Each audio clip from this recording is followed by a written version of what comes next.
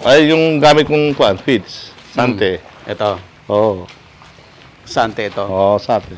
Tate. Tate. So, Tate feeds po yung gamit nila. Kaya ang laki mo umorder sa Tate? Sa Sante? Oo, pagka panahon po talaga ng medyo malakas din po. Milyon din yan. Malaki na itutulong po ng mga kumpanya. Gaya po nung sinasabi ko na pagka nagtiwala sa iyo yung kumpanya, kahit marami yung order mo na ibibigay nila, kung wala kang nakatabing pera. Credibility, no? Opo. Yun nga po sinasabi ko, pagdating sa cheque, pagka naputukan ka, mababalita ka. Ulti yung maliit na tindahan, mababalita ka pagka naputukan ka. Nakakaya. Yun ang umpisa ng magigipit ka na noon. Lahat, kasi hindi madadamay ka na pahiramin. Hindi ka nabibigyan. Oo. Hindi na makakaikot.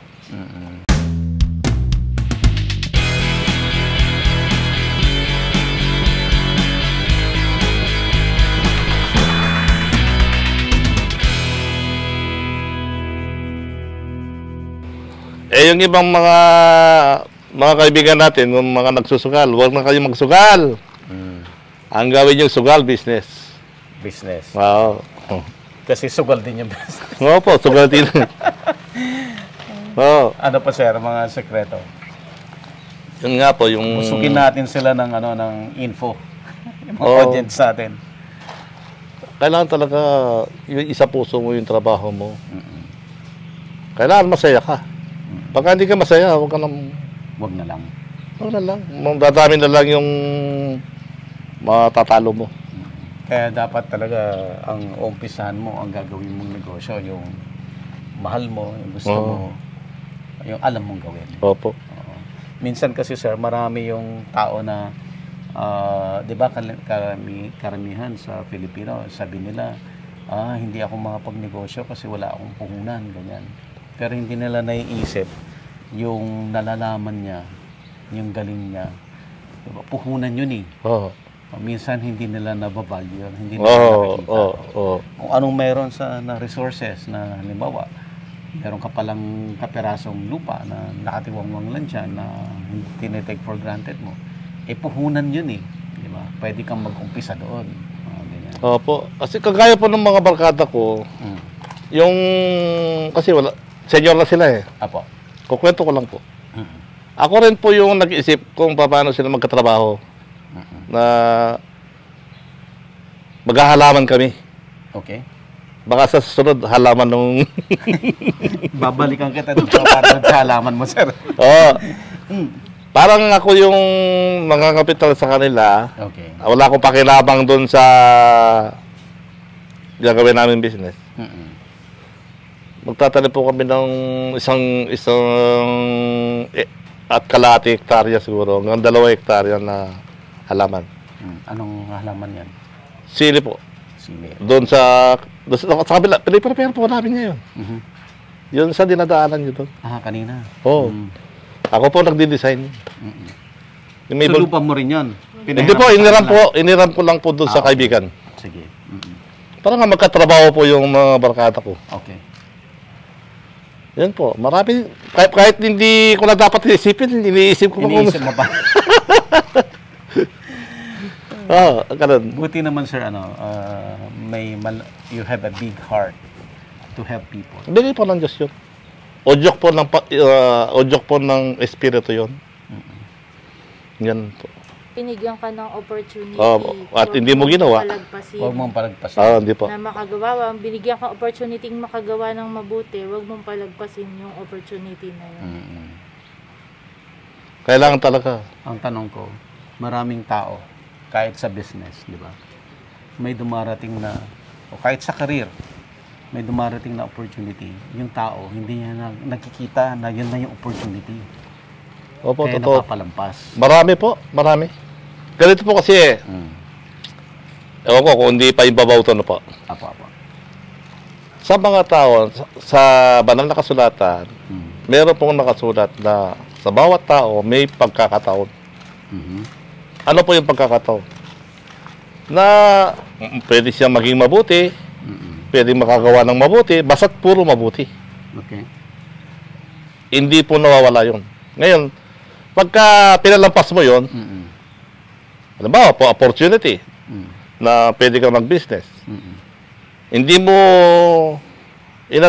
may pera ka, sinira mo lang. Ayun, binigyan ka na eh.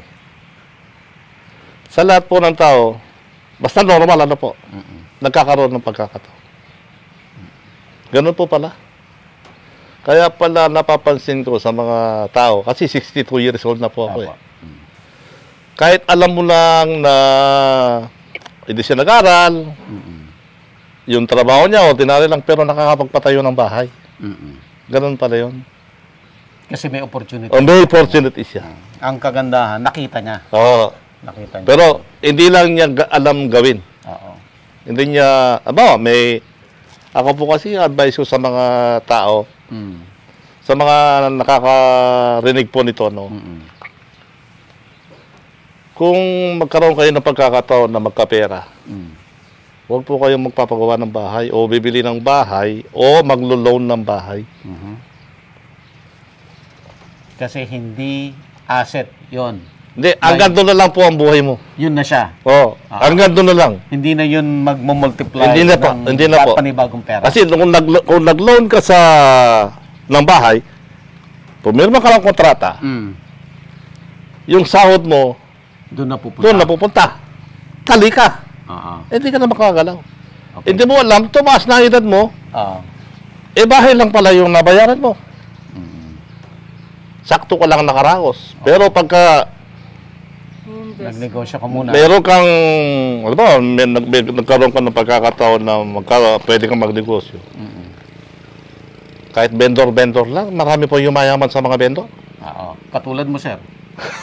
Nag-vendor ka nung nag-umpisa. Oo. Oo, ganun po. Kasi At totoo. hindi rin yan nakukuha sa kung anong natapos mo o Ay, natapos hindi. ka o hindi. Marami pong umasenso dito, hindi nag-aral. Oo. Sa amin. At maraming nakatapos na naghihirap. Hindi ko po Madami. pwede sabihin yun kasi mahirap naman po yung ganun. Kasi ang tao po kasi kaya siya naghihirap dahil sa dumi ng puso niya.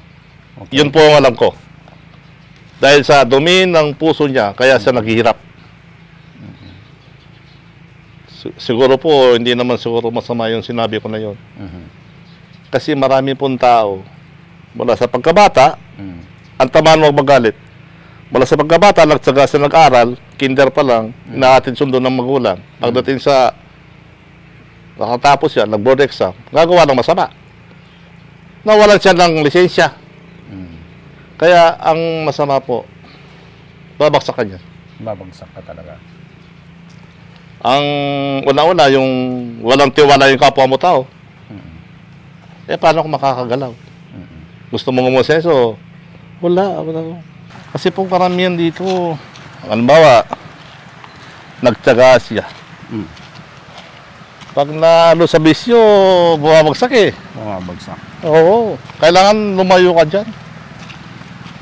Ang magiging kaligayahan mo dapat yung pamilya mo na lang. Yan po yung...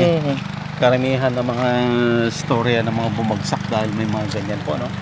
Oo. May mga hinahaluan yung negosyo ng iba. Oo, nagkukonsuelo sila sa ibang bagay. Hindi yung sa negosyo sila nagkukonsuelo. Parang hindi na sila nasisiyahan sa business nila. Ganun. Ako po kasi yung kaligayahan ko, yung nagawa ko yung trabaho ko at natapos ko, yun, maligaya ako. Ganun po ako. Pero may mga negosyo ka, may mga venture ka na investment ka na nalugi rin. Meron po, meron. Madami. Hindi naman. Okay. Ano po yung mga yan? No, kasi kumikita ako, nag-iisip ako kung anong gusto kong Gawin. i-expand. Expand. Pinasukan namin yung call center, bumagsak. Okay, Ayun. sir. Ano ang lesson doon? Marami. Maraming lesson doon. Okay. Pagka hindi mo linya yung business, huwag mo pasukan. Huwag mo na pasukan. Oo. Okay. Huwag kang magsalig sa ibang tao. Mhm. Ano yung magsalig? Ibig sabihin, kung halimbawa, nagkwento sa'yo yung kapwa mo tao, Ah. na maganda yung business na ganyan, huwag ka maniwala. Ah, okay. Oo. Sasabihin niya, akong bahala. Ako bahala. Ano natin yan? Ayusin natin yan. Kaya natin yan. Kasi po kaya nangyari nung araw yun. Kumikita ako, Mm. mag-iisip ako ng mag-expand. O yun, na-expand ako. Buti na lang, buhay pa hanggang ngayon. Okay pa naman. Okay. Ayan, malaki experience po yun. Kailangan, pagka hindi mo alam ang business, huwag mong pasukan. So kung mag-i-expand ka, related na lang sa fish pond. Pwede na po iba kung Okay. alam mo. Basta alam mo. Basta alam mo. Makontrol mo siya. Mm-mm. Marami po kasing business na pwede mo siyang i-control. Gaya po ako, itong business ko una, pahulugan. Mm-mm. Dalawa, pispat. Mm-mm. Pangatlo, poultry. Oo. Yan na yan. Oh, Yung pahulugan mo, meron pa rin. meron pa din po. Hanggang ngayon. Oh. So ilang tao ho lahat yung natutulungan mo? Yung para nagtatrabaho sa negosyo mo? Mga negosyo mo? Ilang tao sila? Marami rin po. Kasi nung araw, malaki yun eh. Yung pahulugan? Oo. Kasi kaya lumiit yun, yung mga yumaman na. Yung mga tinulungan mo. Oo, yumaman na sila. sarili na. Oo. Okay lang naman sa iyo. Okay lang po yun. Ako, nag-divert nga ako dito sa ganitong business. Mm-mm. Pispan at saka poultry. Sila, hindi pa sila makabuelo sa ganito. Mm-mm. Hindi nila alam yung ganito eh. Ako po kasi, alam ko to eh. Oo. Pinabayaan ko sila sa, ano na lang nila, na pahulugan. Ano po ang advice mo sa mga viewers natin? Kasi marami ho talaga tayong mga OFW, marami ho tayong mga viewers na kaya ho sila nanonood kasi nakakapulot sila ng idea, na-inspire ho sila sa mga kwento katulad ninyo. Ano po ang pwede niyong i-advise sa kanila? Yan po, meron akong dialogue dyan eh. Nga, may paniniwala po ako. Ako kasi hindi ako umalis dito eh. Dito sa lugar namin, hindi ako umalis. Mhm. Pero binigay ng Diyos sa akin ito. Hindi man po, bagamat nandito lang po ako, Mhm. na binigay ng Diyos ang katayuan ko ngayon. Mhm. Hindi ako nag-OFW, hindi ako nag-ano. Mhm. Ang masasabi ko lang po ganito. Kung saan kayo ipinanganak, marami pong kabuhayan dyan. Kaya lang, kung isipin mo bigla, parang wala. Pero hindi po totoo yun. Ang buhay talaga ng tao para sa akin, kung saan ka pinanganak, andun yun. Andun sa lugar mo na yun. Kagaya ikaw, nasa tabing ilog ka mo, Opo. nangingisda ka lang. Oo. Hindi mo inakala na yun ay napakalaking magiging hanap buhay na napakalaki. Ganun po yun. So ano lang po, no? I-process lang nila. Pag-isipan lang talaga nila. Pag-aralan lang nila na doon sa lugar nila, meron. Meron po. Oo. Pag-upisa sila sa maliit. Oo, maliit. Kung gusto nilang magmanok, mag-upisa sila sa maliit. Mhm. Gusto nilang mag-fish pan, kaya lang, ang fish pan po kasi maselan. Okay. Pagka po ang fish pan, inukay mo, walang kusang pumapasok at lumalabas na tubig, huwag niyong ituloy. Okay. Halimbawa, walang ilog, Mhm. walang low tide, high tide, Oo. huwag mo nang ituloy. Sayang yung pera mo. Ganun po yun. Kung irrigation lang, seasonal yung ano, huwag mo lang ituloy. Ganun ka-importante yung Oo. flow ng tubig sa negosyo na yan. Oo. Tingnan niyo ito. Nakikita niyo yan? Walang makina, Oo. pero tingnan niyo yung flow ng tubig. Oo. Asan ba yung pinakamalapit na ilog dito? Andiyan lang po. Malaki. Ito. Ito likod dito. Ayan yung Pampanga River. Hindi po. Doon din siya babagsak. Doon din sa po. main. Oo. Sa dagat po yan eh. Sa dagat. Oo.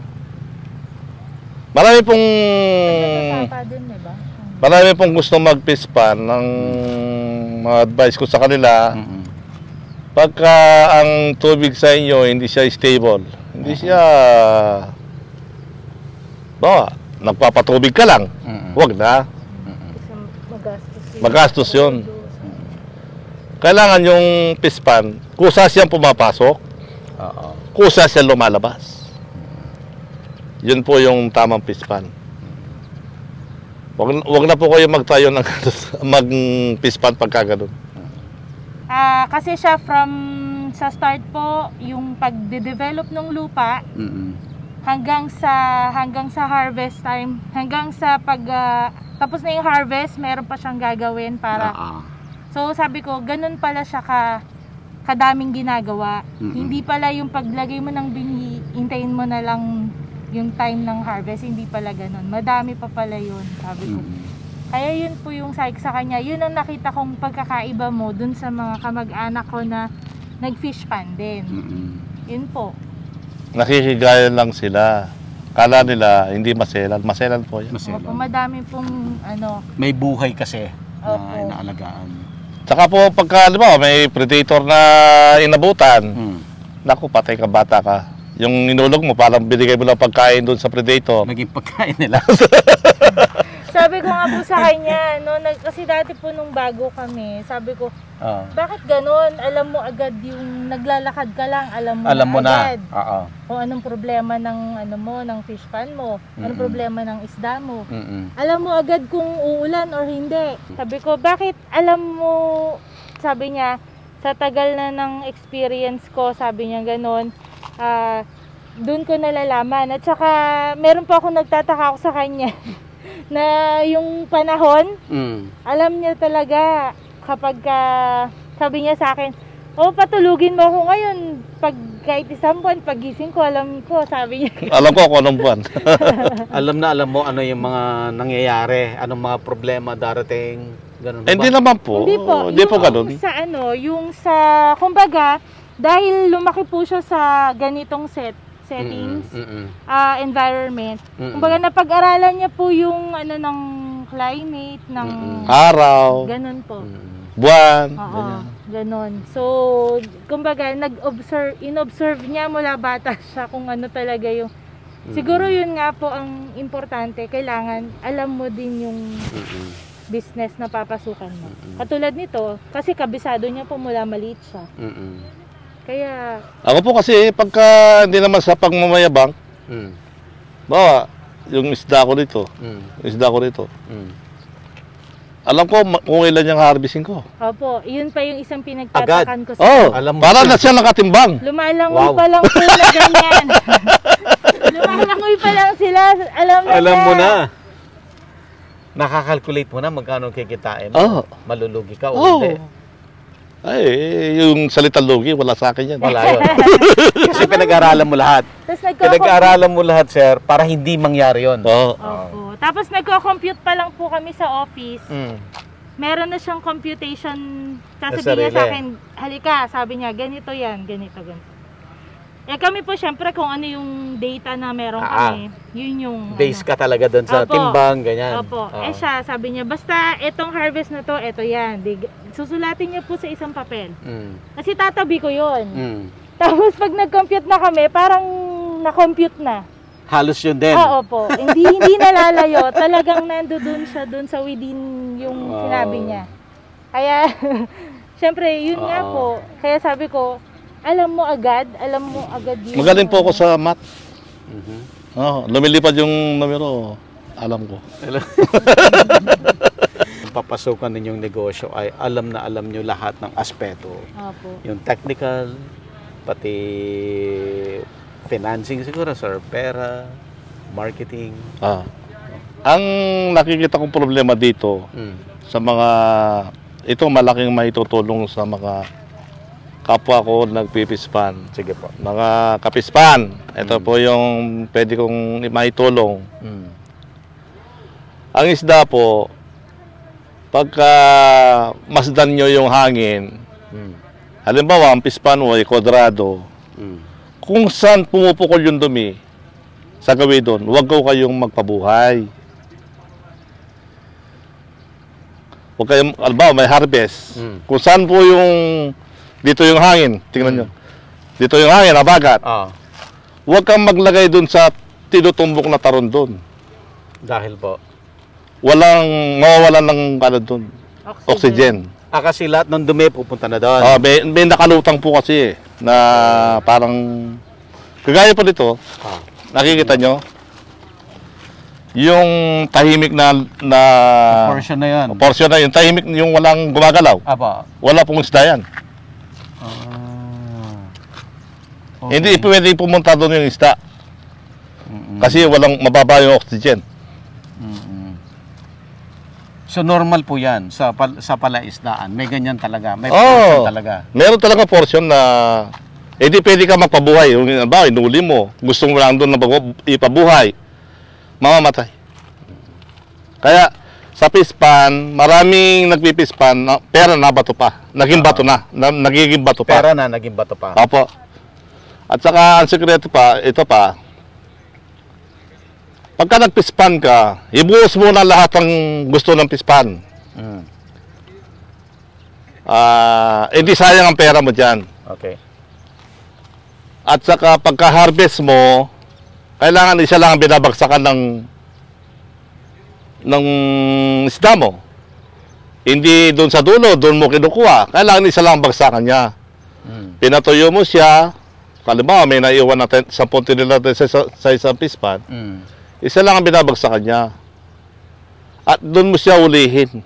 Huwag mong patuyuin. Basta saklit ka lang ng saklit doon, hanggat may isda, sinasaklit mo siya.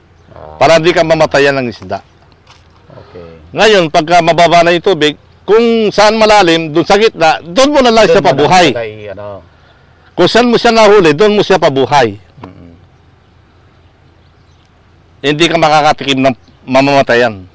Marami po dito, hindi marunong. Doon sila doon sila nalulugi. Ibig mong sabihin, sir, pag harvest time na, iipunin mo siya sa isang lugar, ganun ba? Pagka konti na lang po. Pag konti na. So, ang harvesting mo dito, habang kaganyan, 10 hektarya, isang butas, 10 hektarya. Paano yung harvest mo? Harvest ka? Malaki pa tubig. Okay. So, halimbawa, ilang tons? Halimbawa, target ko, 50 tons. Nakuha ko na yung 35. 35. May remaining na 15. Patuyuin ko na noon. Patuyin mo na. Okay. Tapos pagka medyo malaki pa yung tubig, inuhuli na namin yun. Inuhuli na.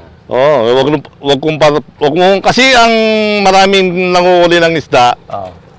Pinapalangoy sa putik yung isda. Mali yun. Mali. Kailangan walang ganun. Magtsaka lang tayo. Kasi hindi nakukuha sa madalayan ng paghuli ng isda. I'm sure yung mga audience natin, ang dami nilang natutunan, no?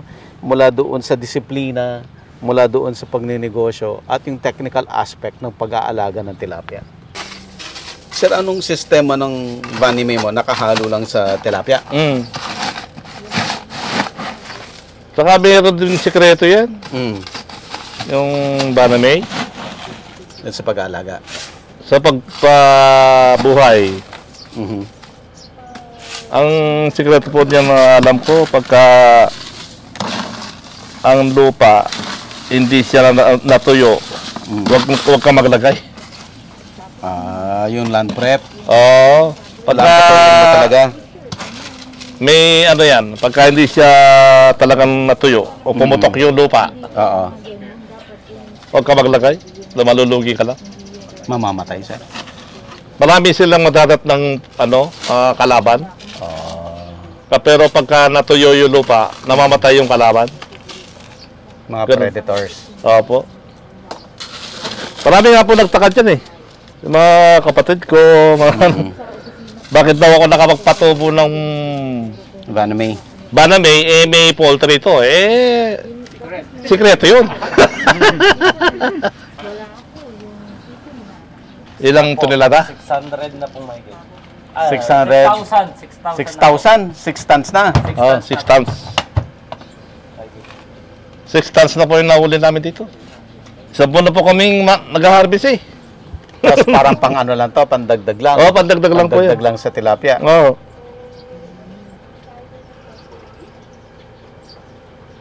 Yun, yung kailangan, matyaga ka talagang mag-isip, dumiskarte, ganyan. Kasi pagka wala kang ganun, huwag ka nang mangarap. Marami pa dyan na gustong magkaroon ng ganyan, pero di nila kayang gawin. Kasi yung diskarte, wala sila. Oo. Ay, kumuha si Duday? Diyan ang tanghalian niya, sir. Kumuha si Duday dito, ano? Ay, kumuha? Ako po kasi wala akong sawa sa trabaho. Kapag pagka ubos ng kape ko, lalayas na ako nun. Yung pag sa hanap buhay po kasi, kailangan yung pag-take off niya. Hanggang tumanda ka, naka-take off siya. Kahit dahan-dahan lang siya. Kahit dahan-dahan, basta tuloy-tuloy. Oo, tuloy-tuloy. Kaya kahit nagkakaedad ako, nag-i-invest pa rin ako ng ibang hanap buhay. Ito po yung galing sa ano kanina, Oo. sa farm. Yan yun. Ito na yan. Bilis. Farm to table. Hindi, farm to table tawag mo, farm to Farm, mouth. farm to mouth. Ayan, puro alaga namin yung kinakain natin. Ito rin yan. Pati Pati manok. yung chicken. Oo, pati chicken. Ma'am Grace, anong pinagkakabayan mo sa business? Ako po yung sa documentation.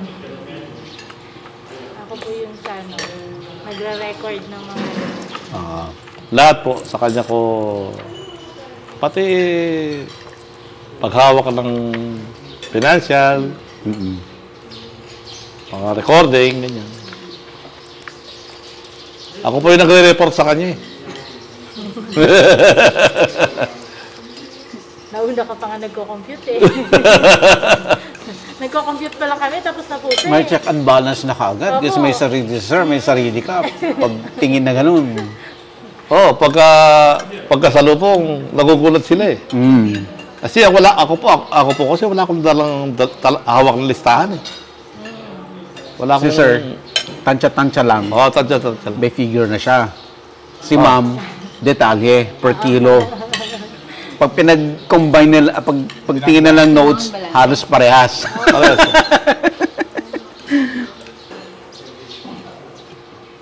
May nakalimutan tayo. Ayan, sir. Ito na. Ako po, sikreto ko, mula nung bata ako, hindi ako mahawak ng pera. Sino mahawak ng pera mo? Basta pagka may kailangan ako, humingi ako. Asan po yung pera mo? Sino dinadala? Bawal sa asawa ko. Dati sa nanay mo, Dati sa nanay ko. nung binata ka. Binata ako, di rin ako mahawak ng pera. Ganun. Alam niyo kung bakit?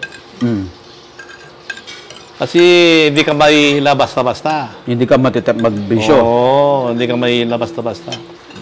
Magdadalawang isip ka muna bago ka lalabas. Ganun. Yun ang sikreto ko. Diyan sir, sa sekreto na yan, mukhang parehas tayo kasi hindi yan ako mahawak ng pera. Oo, tapos Masarap po kasi yung humihingi ka na lang. yun nga lang sir, sasabihin, pag may okasyon, ba't daw wala akong regalo? Ah. Paano kung magre-regalo, wala na mo na hawak?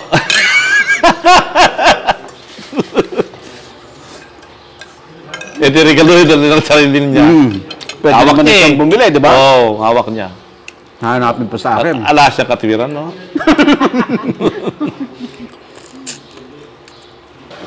Yun, yung sekreto ko, yung hindi ako mahawak ng pera.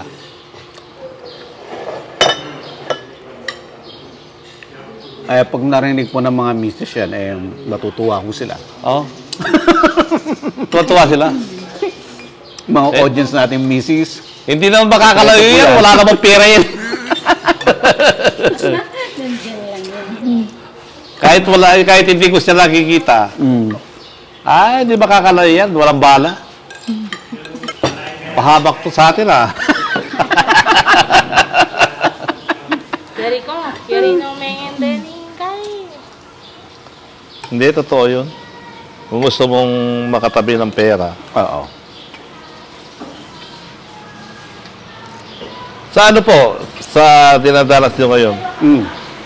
May lumapit sa inyo na hindi mo mapahiya. Hindi nawawala yun. Yan ang problema ng may pera eh. Maraming lalapit. Kasi kayo, sigurado, alam na nila marami kayong pera. Sa YouTube, ano? Hindi, sir, Hindi, ibig sabihin, may dumarating. Okay. O, lagay na lang natin doon. O, may lalapit. Anong gagamitin yung dahilan? Pati mga hindi nyo kakilala, sir? May ibigyan nyo? Oo. Ganito po kasi yun. Ang tao, bago siya lumapit, isa hanggang 10 beses sinisip niya Pinag-isipan kung niya. paano siya lalapit sa'yo. Okay. Di ba?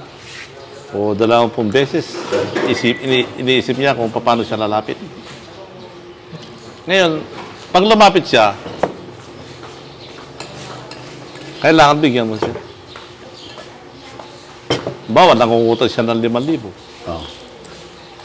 O bigyan na lang kita ng 1,000. Wala kang utang.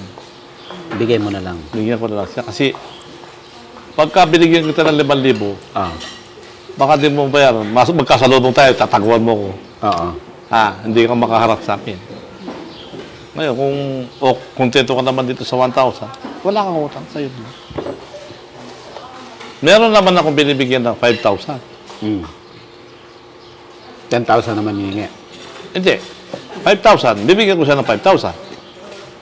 Kaya lang, pag dumating siya, uulit siya, malayo pa sa pararingan siya. Ay, bawi ako. Meron akong pera. Ay, tatagdagan ko pa naman sa... Hindi pwede. Yun nga ang unang, di mo pa nabigay eh. Oo. Yeah. Hindi lang siya babalik. Ay, naku, marami yan. Maraming na yan. Yung utang kalimutan. Utang kalimutan. Dami po. Malaking pamilya ba kayo, sir? Malaki din po. Hindi, ang sinasabi ni sir, yung mga hindi Mga iba. nakaano-ano, Yung mga iba. bigla na lang dumarating, parang humingi ng tulong. Parang pinlano ka ganun. Maraming ganun. Buti nga sa inyo, di pa... Siguro sir, pag kasi yaman mo na ako, malamang, Meron na. ganun na rin. Ba't may ganun? Hindi yan ang masarap na ipot. Oo, yung Hindi yan ang Talaga? masarap. Oo. Ano yung masarap? Yung suwahe. yung ano, Suwahe. malaki ulo. Yung tiger prawn? Monodon? Yung may ganon-ganon? Hindi, suwahe ang masarap. Aswahe yung may malaking ganon? Hindi, oh. Hindi maliliit. Ganyan din ang itsura nun, kaya lang bilog ang katawan. Yun pa, yung mga sikreto sa pag-aalaga ng ano, ng isda. Oh. Kailangan running water siya. Kahit magandang tubig, kahit pangit na tubig, basta running water siya. Hindi sakitin ng isda. Hindi ka makakadanas ng mga piskil, ganyan. Oh. Karamihan, siguro kayo, taga-tati kayo, no? Ano ninyo, ma-imagine ninyo pagka walang ilog. Justin, pakita rin natin sa Nagkaka-piskil sila, di ba? Ayan. Si Ba, Sir yung Dennis mga- po at saka si Sir Dumidepende lang sila sa Tate. irrigation. Yan, may piskil dyan. Eh, kapag huminto yung irrigation, Tigil din yung ano. o tigil yung agos. Diba? Ito. Para mabilis na lang ang sagot. Noong panahon na walang tao, may nakakulong bang isda? Yung sa lake, di ba? Yung sa lake lang. Eh, yung mga lupa na yun, wala naman nakakulong dyan eh. Wala naman nakadesign na kulungin mo yung isda. Para alagaan. Na wala pa nag-aalaga nun. Baka nagsasalag lang sila sa mga natural na lakad ng tubig. Wala kang nababalitaan na namatay na isda. Wala kang makikita. Kaya namatay yung isda kung sinaktan ng kapwa niya isda. Di ba? Ganon. Doon ko kinukuha yung mga kaalaman. Sabi ko, kahit sa dagat, nag-high tide, low tide. Pero walang namamatay na isda. Kung stagnant yan, mawawala ng oxygen, mawawala ng agos, kaya nagkakaroon sila ng problema. Eh marami dito, nag-aaral sa seminar sa labas, sila hindi umaasenso. Kasi dumidepende sila sa tinuturo sa kanila. Eh kami, mula nung nalaman ko yun, hindi kami nagsasara. Oo. Once na mag-high tide ulit, Tide, low tide. Sama siya. may net lang po na nakaharang para sa mga isda. Puro running water yan. Parang natural ano. Kaya di kami namamatay ng isda. Malakas pa lumaki yung isda pagka ganun. Saan niyo natutunan yan, sir? Kasi dito nga ako lumaki. Wala namang pispan dito nung araw eh. Oo. Pag lumaki yung tubig, lumalaki yung tubig sa lupa, sa mga lupa. Pero pagka nang isda kami, marami kami nahuling isda. Oo. Ano ba? Yun. Wala kami nakitang namamatayan na isda. Kaya ayun. Ilang taon na akong ganyan. Noong una, nagsasara din ako. Ngayon, di na. Bayaan ko lang siya dyan. Basta secure lang yung gate mo. Okay. Ako talaga gumagastos ako sa pispan. Yung pispan ko na yan, malalalim yan. Yung malaki ko na yun, nakakakuha siya ng 8 tons per hectare. Grabe, no? 8 tons. Eh, kung 21 yun, High intensive din, bale. 170. Nakakakuha ng 170 tons yun. Yung isang ganon. Yun yung Yung 10 pinata natin. hectares. Yung Bawat isa. 21 hectare. Yung 21 po. Nakaka 173 tons. Tons. Wow. Tapos ilang cropping cycle kasi sa buong... Dalawa. Si Ma'am Grace po, ang other half ni Sir Dante. At sabi ni Sir Dante kanina ay malaki yung role ni Ma'am Grace doon sa paghawak noong mga finances. Di ba, Ma'am? Opo. Ano lang naman po, taga-record po. Taga-record. Opo. Kasi po kung hindi maayos yung pagre-record, Oo. syempre hindi rin po magiging maayos yung takbo. Syempre hindi niya po makikita talaga eksakto kung ano na talaga nangyayari. So yun lang po siguro yung contribution ko sa kanya na maayos po yung pagre-record namin sa mga ano po niya, sa business po niya, kung paano na po yun. Ganun lang po yung sa tingin ko na contribute ko. Pero importante po yun, Ma'am. Di ba? Opo. Si Ma'am Grace po ay maagang na byudo. Ano Opo. po? Byuda. Na byuda. Opo. Tapos si Sir Dante ay byudo Byuda rin. din. Opo. Tapos pinagtagpo kayo ng Opo. kapalaran. Opo. Pinagtagpo po kami. Pareho po kami ng sitwasyon, kaya siguro kami po yung pinagtagpo ng Diyos. Basta sa ano ko lang po bilang asawa, kasi nasa Bible din naman po yun, dapat pag babae ka, magpasakop ka sa iyong asawa. Yun po yung sinusundan ko na aral na kasi ang lalaki po, siya yung ang Diyos, tapos yung lalaki, tapos yung babae. Yun po yung sinusundan namin. Pati po ako, nung nalaman ko po yun. Tapos po, kailangan suportahan po talaga yung asawa mo. Suportahan mo siya, lalo na kung maganda naman yung kanyang adhikain, maganda yung kanyang suportahan mo siya. Ngayon, kung nakikita mo medyo lumili kung kailangan hilain mo pabalik. Yung ganun po, kasi syempre wala naman pong perpekto. Minsan magkakamali. Pagka nakita mong sabihin mo lang, mahal, parang parang may nasabi kang tapos po marirealize niya, magsasorry siya, ganun po. Ganun lang po yung sa tingin ko na